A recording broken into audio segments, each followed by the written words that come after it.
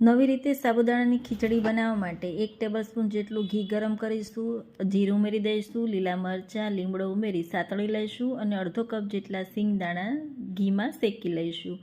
1 medium સાઇઝનું બટેટું ઝીણું cut કરી ઉમેરી દઈશું, સાતળી લઈશું અને સ્વાદ પ્રમાણે મીઠું ઉમેરી દઈશું, મિક્સ કરી દઈશું. ઢાંકીને 2 મિનિટ માટે થવા દઈશું.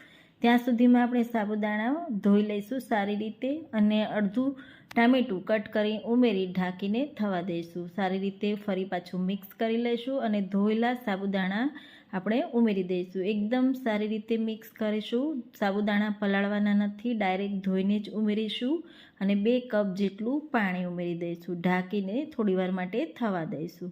તો હું અહીંયા ગ્રેવીવાળી સાબુદાણાની ખીચડી બનાવી રહી છું. તો 1 ટીસ્પૂન જેટલો મરી પાવડર, ચીલી ફ્લેક્સ અને ઝીણા કટ કરેલા ધાણા ઉમેરી દઈશું. સાથે લીંબુનો રસ ઉમેરી દઈશું. ખીચડી તૈયાર.